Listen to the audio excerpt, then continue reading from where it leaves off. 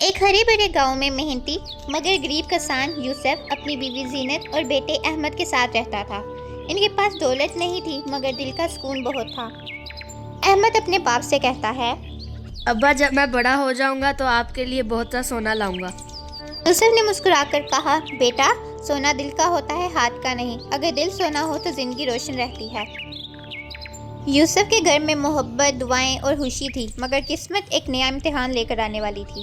ایک شام گاؤں میں ایک اجنبی تاجر آیا۔ اس کا لباس چمکدار تھا اور ہاتھ میں ایک سنہری صندوق تھا۔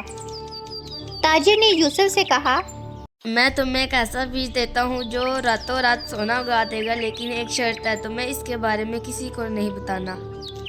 یوسف چونک گیا، پھر آہستہ بولا، اگر واقعی ایسا ہوا تو میرا بیٹا کبھی غریب نہیں رہے گا۔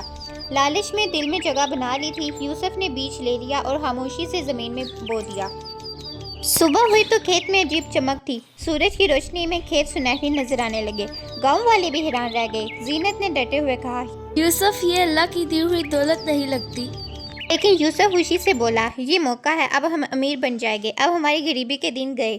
یوسف سونا اکٹھا کرنے لگا، اس کی آنکھوں میں لالچ کی چمک بڑھتی جا رہی تھی۔ چند دنوں میں یوسف بہت امیر ہو گیا مگر اب وہ پہلے جیسا نہ تھا۔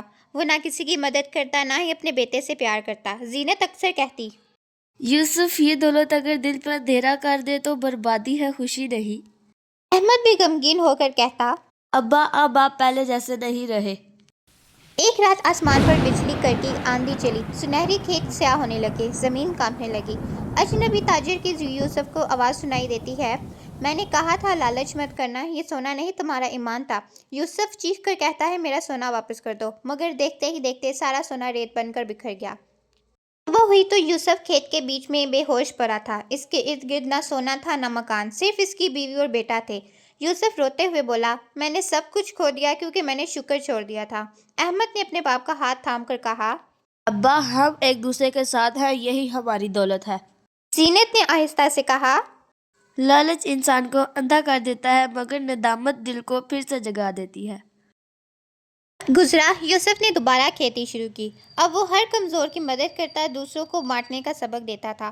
بچے اس سے کہتے، اچھا یوسف، اب آپ کے کھیت میں سونا نہیں اگتا؟ اور یوسف مسکرا کر کہتا، سونا میرے دل میں اگتا ہے، محبت کا سونا۔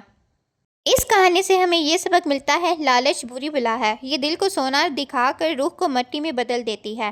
جو شکر کرتا ہے وہ ہمیشہ امیر رہتا ہے، چاہے اس کے پاس کچھ ہو یا نہ ہو۔ اگر آپ کو ہماری کہانی اچھی لگی ہے تو please subscribe, like and share. آپ کو ہماری کہانی کیسی لگی یہ کمنٹ میں ضرور بتائیں اور ایسی سٹوریز دیکھنے کے لیے ٹیمی کارٹون کو سبسکرائب کیجیے۔